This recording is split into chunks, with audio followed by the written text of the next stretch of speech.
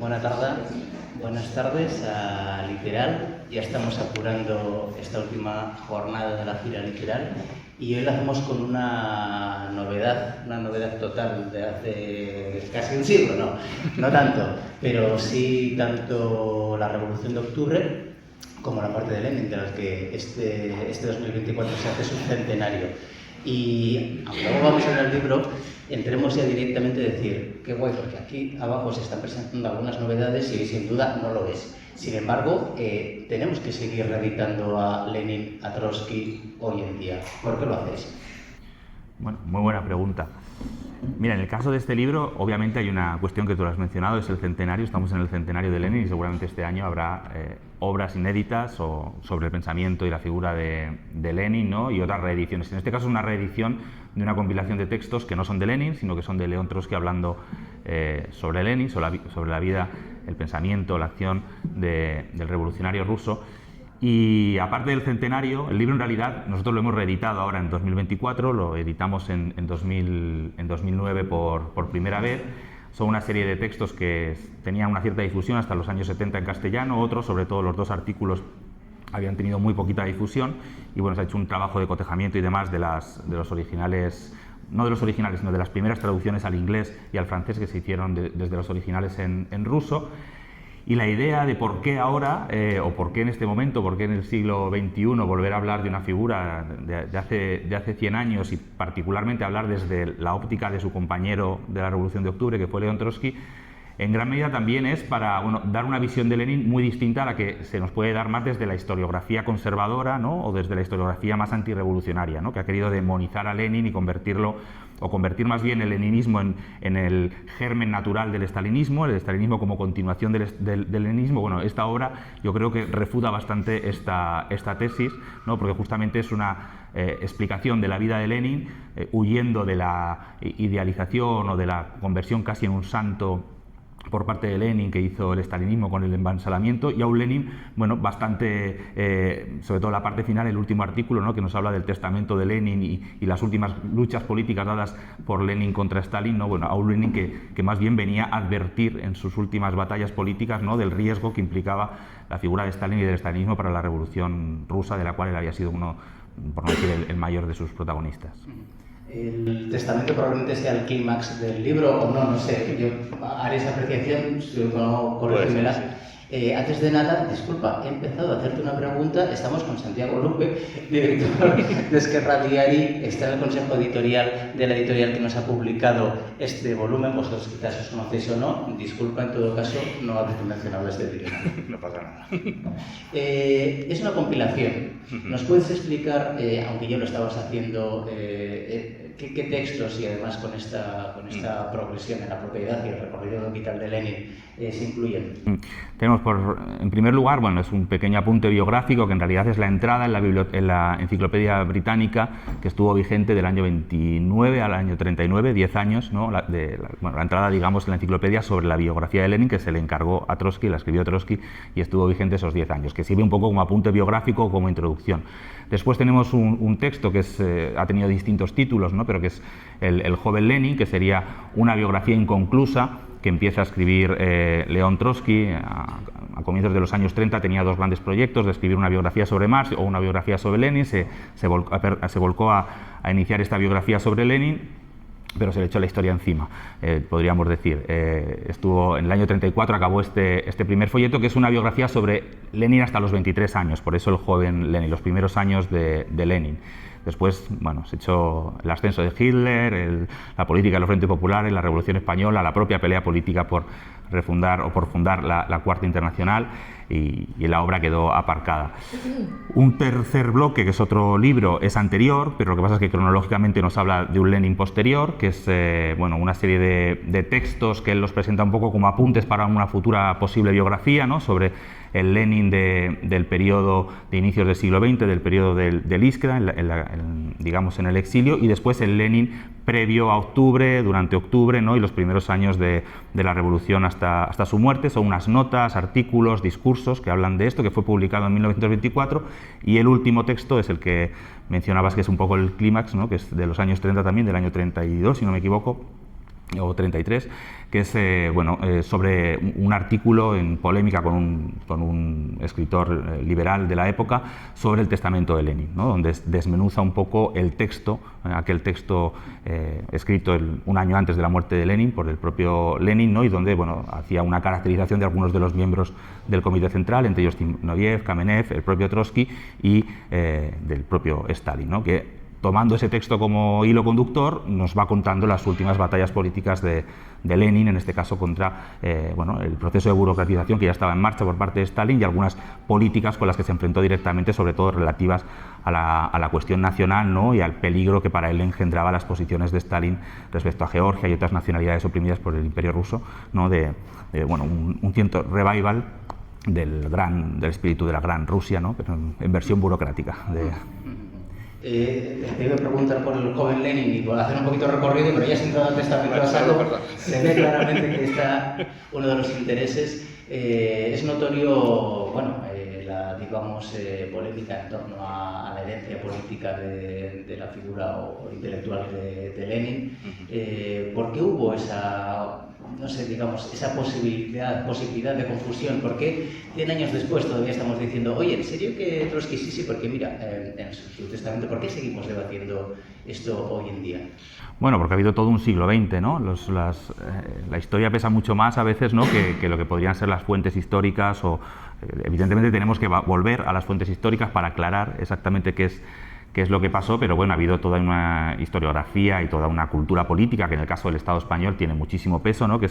Ya ha tenido muchísimo peso, que es el estalinismo, que fue toda una tergiversación de la propia historia de la Revolución Rusa, de la figura de Lenin, de la figura de Trotsky, para justificar que lo que se dio, el régimen que terminó constituyendo Stalin a partir sobre todo de los años 30, era una continuidad lógica de aquella revolución.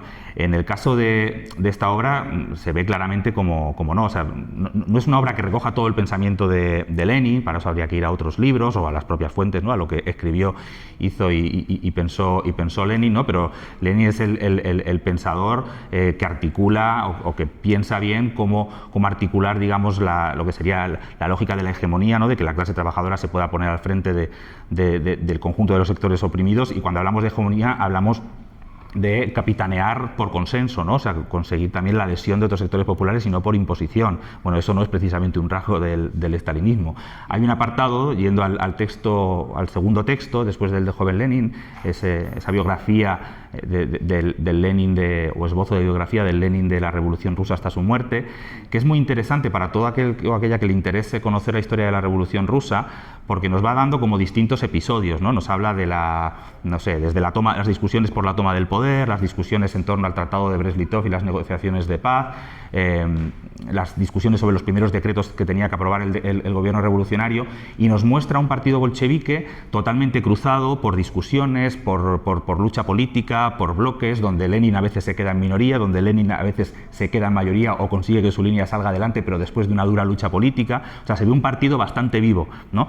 Si tú eso lo comparas con lo que fue después el modelo del partido único, el partido-Estado, y el partido donde toda disidencia se liquidaba con alguna depuración o con un destierro a Siberia, pues no tiene absolutamente nada que ver, ¿no? Entonces, también cuando me preguntas qué utilidad tiene esto, ostras, pues yo creo que en gran parte limpiar las banderas del marxismo revolucionario, limpiar las banderas de aquellos que dejaron para mí unas lecciones históricas de pensar cómo cambiar el mundo de base, ¿no? Como dice la letra de la Internacional, de lo que ha sido la historia del siglo XX y del estalinismo, es fundamental, y creo que los primeros interesados en que esas banderas no se limpien son aquellos que quieren que el fantasma del comunismo no vuelva a aparecer en el siglo XXI, ¿no? Y que la idea de luchar por una sociedad radicalmente distinta, sin explotación y opresión, no pueda volver a tomar cuerpo, ¿no? y materia en el siglo XXI. Y volviendo al testamento, explica Trotsky, no solo es el testamento, sino que también había una carta previa en la que ya rompe Lenin con Stalin. Hay evidencias, y estaba escrita, aunque no entiendo que se publica posteriormente, pero está escrita previamente, ¿no? Por tanto, había no es un testamento que lo dice, sino que son muchos inputs son los que ya muestran que hay un Sí.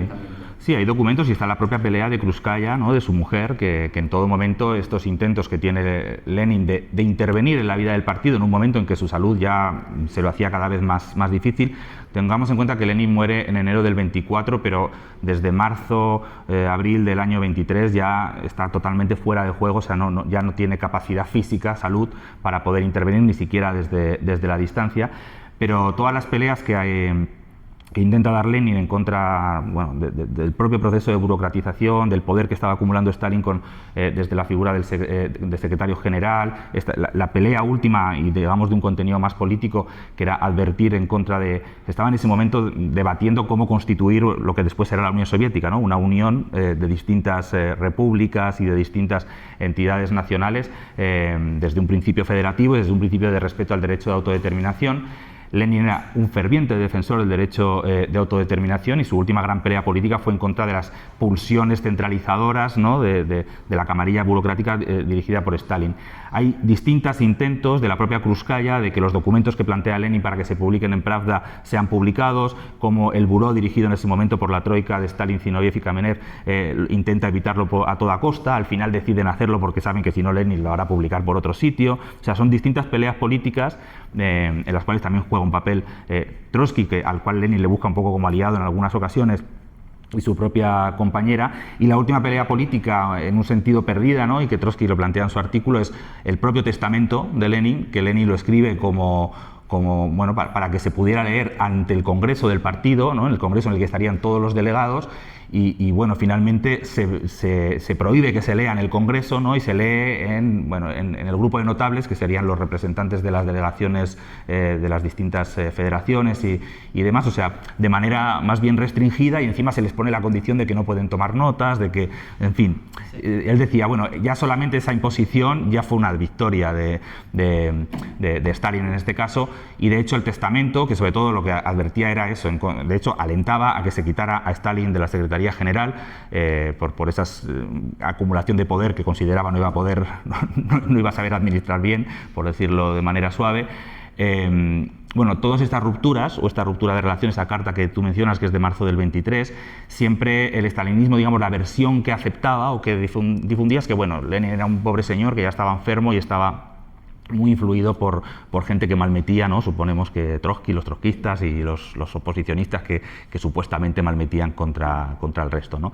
Con lo cual esa visión también, porque el testamento se publicó en la Unión Soviética, sobre todo en los años 20, después se prohibió, estuvo penado con cárcel, incluso mucha gente perdió la vida por difundir ese testamento, y es un texto que no volvió a aparecer hasta el año 56, ¿no?, con todo el proceso de desestalinización, con un intento de la burocracia soviética en ese momento de separarse de Stalin, ¿no?, aunque ellos mantuvieron un régimen a imagen y semejanza del que había creado el propio Stalin, ¿no? Claro, hablando de la enfermedad de Lenin, muere con 54 años, o sea, muere realmente joven, no sé qué imagen tenemos de... Bueno, muere muy consumido, ¿no?, a nivel del enorme sobreesfuerzo físico, tanto en esta obra como en otras obras, Historia de la Revolución Rusa, que habla, bueno, de cómo se da la propia Revolución Rusa, del consumo físico también que viven los propios dirigentes del partido bolchevique, ¿no? Y aparte, bueno, él había sufrido un atentado, del que también habla el libro, ¿no?, por parte de militantes de los socialistas revolucionarios en el año 18, y las heridas, digamos, que le dejan ese atentado le crean secuelas que minan bastante su salud, ¿no? La muerte de Lenin es interesante porque el libro y en general las obras de Trotsky, cuando habla de biografías, ¿no?, él en el libro mismo plantea una discusión con una visión psicologicista de las biografías, ¿no?, donde priman mucho los rasgos de la personalidad. Él no los niega, para él las personalidades existen y los rasgos de la personalidad de Lenin eran extraordinarios, ¿no?, como los de Marx y otras grandes figuras del movimiento obrero y del marxismo, pero siempre los intenta entrelazar con los condicionantes históricos y demás. Por ejemplo, para hablar sería imposible pensar el triunfo de la Revolución Rusa sin Lenin, seguramente, pero también Lenin es fruto de las condiciones que dieron posibilidad a la Revolución Rusa. Y también sobre la muerte de Lenin dice, bueno, la muerte de Lenin, la desaparición de Lenin hizo inevitable o conllevó la burocratización de la Unión Soviética. Seguramente no, o sea, hay otras razones que explican eso, el fracaso de la Revolución Mundial, el aislamiento, y no lo aborda tanto en este libro, lo abordan otros más, como la Revolución Traicionada y otros muchos. Pero seguramente su muerte sí que aceleró esto, o que fue sin duda una baza a favor de quienes querían avanzar en esa línea, ¿no? Su desaparición, eso seguramente allanó el camino, aunque no fuera responsabilidad de ellos, sino que fuera producto de una salud, pues ya digo, mermada por años de exilio, de sobreesfuerzo, etcétera, etcétera. Y esa muerte que le lleva a un mausoleo, a una momificación, a un culto que probablemente ya había sido en vida, ¿no? Sin negar su gran influencia y gran intelecto. Es curioso porque Lenin, en El Estado y la Revolución, que es una obra que escribe en mitad de la batalla, por decirlo de alguna manera, que la escribe en mitad del año 17, en mitad del año cúlmine de la Revolución Rusa, pero ahí plantea en un momento, ¿no? Refiriéndose a Marx, ¿no? De cómo hay personalidades en la historia, como Marx, ¿no? que muchas veces la propia historiografía burguesa lo que hace es domesticarla, convirtiéndola en una cosa inocua, ¿no? En el caso de Marx lo podemos ver hoy en día. Existe un Marx que es el padre de una teoría para acabar con el sistema capitalista, y luego hay muchas reapropiaciones de Marx desde la academia burguesa mismamente, ¿no?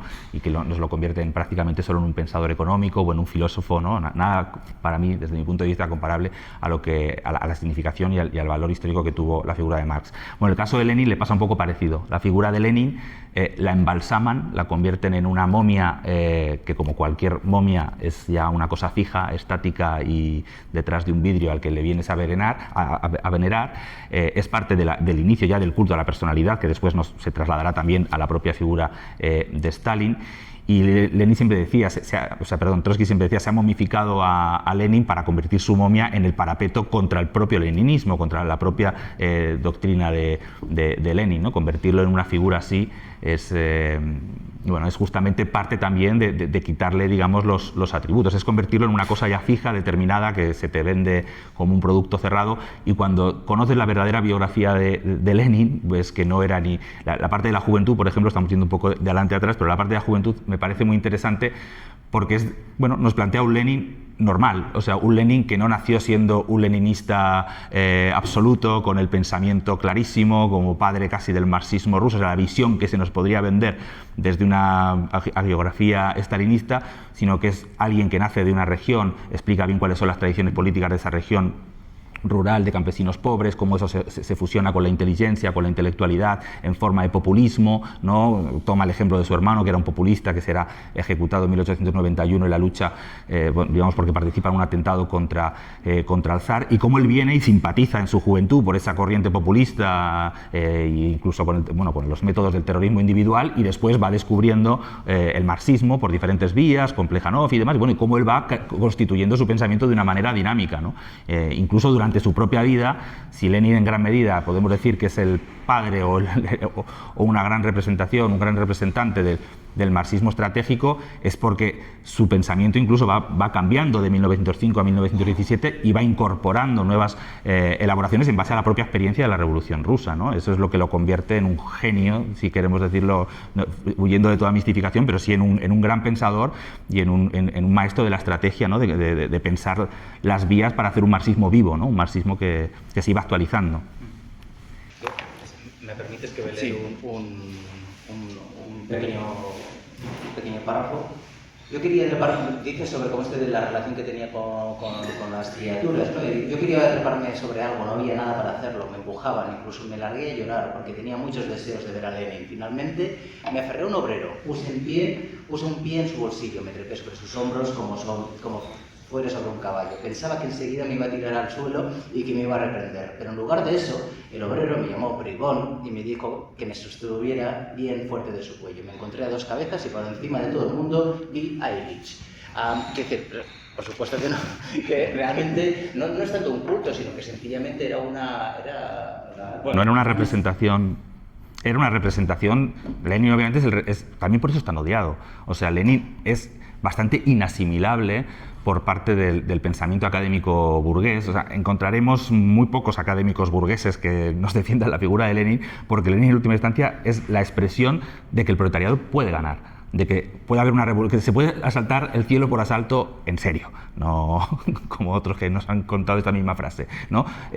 Y eso lo convierte para, digamos, la derecha, la burguesía, en un auténtico demonio, al mismo tiempo era la encarnación de eso en los años 20, los años 30 para el pueblo ruso y mucho más allá de Rusia. Era Lenin y era también, no solo Lenin, era el conjunto o muchos dirigentes del partido bolchevique eran también. Una parte interesante que tiene el libro, esa parte que decía que hacía mención de las disputas dentro del propio partido bolchevique, es que la revolución es inexplicable sin la genialidad de Lenin, pero es inexplicable también sin la genialidad y sin la participación de otros muchos dirigentes bolcheviques, ¿no? Que la historia oficial del estalinismo también borró de la historia, incluso de las fotografías, como es el caso del mismo Trotsky, ¿no? Que muchas fotografías con montaje, con inteligencia artificial, entre comillas, de la época, con montaje fotográfico se le borraba para que desapareciera. Y que muchos de ellos eran verdaderamente no idolatrados, pero sí que eran referenciados por gran parte de las masas rusas. Y eso explica también que después, por ejemplo, el propio stalinismo, para poder instaurar el régimen que venía a negar la Revolución de Octubre, no solamente tuvo que momificar a Lenin, sino que tuvo que hacer desaparecer al conjunto de la dirección del partido bolchevique del año 17. Si tú cogieras una fotografía del Comité Central del año 17 y te la pusieras a la altura de 1936, 1938, 39, verías que el único que está vivo y en el cargo, ¿no? Alguno lo ha exiliado a alguna embajada, pero todos los demás o han muerto por causas naturales, como Lenin, o están en un gulag, o han sido desaparecidos, o sea, todos se los ha ido cargando. Incluso muchos que se habían hecho fervientes estalinistas, pero que el hecho de ser parte de los que habían hecho la Revolución de Octubre era un peligro para una reacción que venía a negar esa revolución y que venía a instaurar una dictadura totalitaria que negaba los principios sobre los que se había hecho la Revolución de Octubre. Había que eliminar todo rastro de la Revolución de Octubre. Es alucinante realmente, si tienes tiempo e interés, o si tenéis tiempo e interés, el estudiar eso, cómo las depuraciones estalinistas se llevan por delante a toda la gran generación que hace la Revolución de Octubre, incluidos muchos de ellos que se habían convertido en estalinistas convencidos en los años 20 o 30. Stalin queda un poco como un patán, en palabras de Trotsky. Hombre, también se dice, bueno, Lenin consideraba igualmente que tenía unas atribuciones positivas, otras negativas, pero bueno, le daba algunas positivas, pero prácticamente como un patán que no sabía, que no conocía países, que no sabía tal, que no... Bueno. Era un poco un patán, pero más allá de si era un patán o no, Stalin representa en gran medida... es el mejor representante de un proceso de burocratización que va mucho más allá de Stalin. Hay un interrogatorio al que someten a Trotsky en Coyoacán de forma voluntaria cuando se están realizando los juicios de Moscú. Él no va a ir, obviamente, a testificar a los juicios de Moscú porque era garantizarse que se lo iban a cargar, pero sí que monta una especie de contraproceso en México, dirigido por John Dewey, y le hacen una pregunta y le dicen, bueno, ¿cómo puede ser que usted, siendo el que dirigía el Ejército Rojo, no dio un golpe de Estado contra Stalin? Y él da una respuesta muy certera, dice, yo podría haber dado un golpe de Estado contra Stalin, pero eso no hubiera frenado las tendencias a la burocratización, sino que las hubiera acelerado. Es decir, el problema no era las fuerzas vivas que podían acabar con ese proceso de burocratización, era una nueva revolución política en la Unión Soviética que acabara con esa casta burocrática y reinstaurara de nuevo una democracia obrera basada en los soviets, del pluripartidismo soviético y demás. Stalin es el representante de un proceso histórico en el que la clase trabajadora termina una revolución, termina una guerra civil, queda totalmente exhausta y la democracia soviética queda completamente desarticulada físicamente en gran medida. Las ciudades están hambrientas, el proletariado que ha hecho la revolución, incluso los militantes más conscientes que han estado en primera línea, muchos de ellos han desaparecido y eso hace que ganen peso otros sectores sociales ligados a la burocracia del Estado, ligados a la burocracia del ejército y ligados a otras clases sociales, sobre todo campesinado medio, campesinado rico, al cual por una cuestión coyuntural se les permitía, digamos, enriquecerse o avanzar en su acumulación para reactivar la economía campesina. Bueno, son esas fuerzas sociales las que representa Stalin y es el representante de una casta burocrática. No se necesita tampoco un pensamiento muy elaborado para representar a una casta burocrática y que cada vez va a ser más conservadora para al final terminar siendo contrarrevolucionaria. Entonces, bueno, más allá de la mediocridad que pudiera tener Stalin, representaba una potente dinámica social a la cual solamente se le podía combatir políticamente y con una fuerza social progresiva, que es a la que apuesta en este caso Trotsky, la oposición de izquierdas y otros muchos continuadores, digamos, del leninismo del 17, 18, etcétera, etcétera, que era reavivar una revolución obrera que acabara que recuperara, digamos, la revolución que se les estaba quitando, ¿no? Que se les estaba quitando de las manos. Permíteme que te diga, ¿no? Hablas de, bueno, estamos hablando de burócratas y burocratizaciones, de corrientes, no sé si ha salido o no, pero los mencheviques, mira, ser los mencheviques como un insulto prácticamente, etcétera. A veces no sé si yo lo he vivido, perdón, no es que quiera personalizar al sentido de eso, son un léxico, unas ideas, unas formas de comprender el mundo que parece que vayan en declive, al menos en el uso entre las presencias de las izquierdas. Sí, yo creo que también por eso es muy interesante recuperar, en este caso, el pensamiento de Lenin, ¿vale? Que es cómo podemos volver a recrear algún tipo de, para mí, marxismo, ¿no? Marxismo estratégico o una izquierda que vuelva a ser estratégica. ¿La estrategia en qué sentido? En si podemos recuperar la idea de la lucha por el poder, en última instancia, de acabar con este orden social, ¿no? Hasta el final. Yo creo que es verdad que hay una gran parte del discurso que yo utilizo o del lenguaje que yo utilizo que está, o que podríamos decir que está pasado de moda, o que ya no se... que no se utiliza, ¿vale? Pero también creo que convendría pensar en qué momento dejó de estar de moda hablar de clase trabajadora, hablar de acabar con un orden social o luchar por el poder político de la clase trabajadora, o luchar porque la clase trabajadora sea la dueña absoluta de los medios de producción que mueve todos los días, ¿no? Yo creo que todo eso empezó a dejar de usarse en un momento de una franca reacción ideológica que también influyó a gran parte del movimiento obrero y de la izquierda, incluso de la izquierda transformadora, de la izquierda que se habla o que aspira a luchar contra este sistema, y que pasamos a hablar de otras cosas. Pasamos a hablar de ciudadanía, o pasaron a hablar de ciudadanía, pasaron a hablar de crear pequeñas regiones de contrapoder que vivieran de manera autónoma pero paralela al sistema capitalista, al cual ya no se podía prácticamente superar.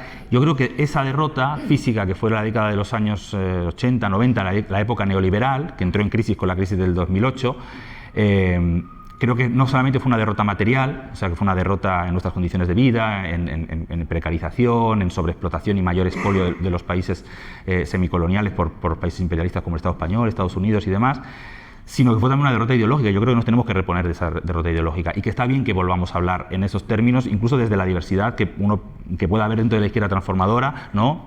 Distintas estrategias, pero que está bien que se vuelva a hablar más de clase trabajadora, de estrategia, de cómo ganamos, de cómo podemos acabar con este sistema y no seguir enrocados en una izquierda no estratégica o antiestratégica de, bueno, resistimos e intentamos crear algún espacio donde poder vivir un poquito mejor, que está bien, o sea, obviamente la lucha por las reformas y demás está súper planteada y sigue siendo súper necesaria, pero recuperar un poco un marxismo que aspira a cambiarlo todo, a cambiar el mundo de base, ¿no? Como decía antes con la letra de la Internacional, creo que es más necesario que nunca y que de hecho me parece mucho menos utópico que pensar en la utopía absoluta de que en el siglo XXI, con crisis climática, con tendencias a la guerra, con todo lo que estamos viendo, pueda haber alguna reforma posible de este sistema o alguna humanización posible del sistema capitalista. En este posible rearme ideológico del que hablabas, vuestra editorial tiene más temas en cartera, más balas en cartera para sacar cosas que tenemos que reeditar esto porque esto no es de importancia. No sé si nos quieres avanzar algún proyecto que ya exista o alguna idea posible. Bueno, así, de forma inmediata para este año, porque somos una editorial todavía modesta aquí en el Estado español, sí que vamos a sacar justamente uno de los libros de Lenin, que yo creo que es el libro más leninista y más antiestalinista de Lenin en un sentido, que es El Estado y la Revolución, ¿no? Que desarrolla su teoría del Estado y parte, digamos, de la Comuna de París, pero sobre todo de la experiencia del 1905 ruso y lo que se estaba desarrollando en la propia Rusia del año 17, para luchar por un Estado comuna, para luchar por un Estado que tiene que aspirar a extinguirse y que esté basado en una democracia directa de la clase trabajadora a través de los consejos obreros, de campesinos, de soldados, etcétera, etcétera. Ese va a salir ahora, ¿no? Hemos sacado recientemente la primera edición en catalán del libro de Pan y Rosas, que es Pan y Rosas, un libro de Andrea Dátil sobre la cuestión de género y las controversias entre género y marxismo. Este libro forma parte de las obras escogidas de Trotsky, donde aparecen muchos de los títulos que he ido haciendo referencia.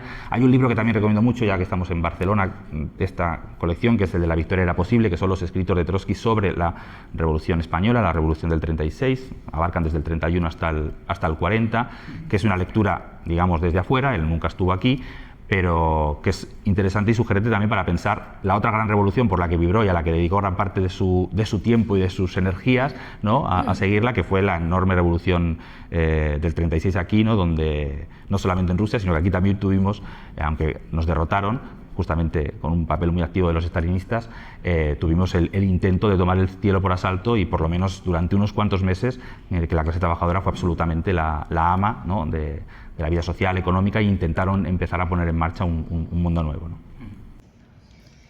Estamos cerrando más o menos este coloquio y es el momento en que quizás haya alguna intervención, alguna pregunta que le queráis hacer aquí a Santiago.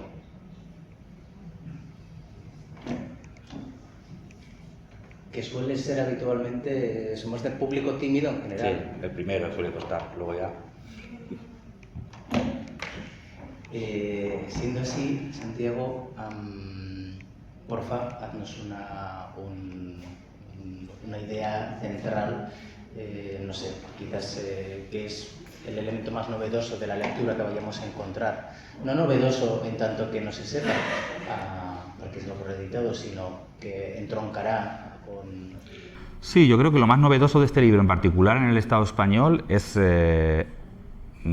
redescubrir o descubrir las relaciones existentes entre dos figuras claves de la historia del movimiento obrero y de la Revolución Rusa en particular, como fueron Lenin y Trotsky, y ver cómo el propio Trotsky habla de esas relaciones no de una manera tampoco idealizada ni romantizada, en el sentido de no, Lenin y yo nos conocemos desde 1903 y todo ha ido como la seda, sino dando cuenta justamente de que fue una relación en la que tuvieron grandes puntos de acuerdo, grandes diferencias y grandes discusiones, y donde terminaron confluyendo en un momento determinado de manera casi al 100%, ¿no?, que fue en 1917, pero bueno, cómo había una continuidad y cómo eso explica también, que es la hipótesis del libro y desde luego lo que pienso, ¿no?, que la mejor continuidad que tuvo el leninismo fue justamente la de León Trotsky, los oposicionistas de izquierda, es decir, todos aquellos que dieron continuidad a una lucha que él emprendió en su último año de vida política, no su último año de vida biológica,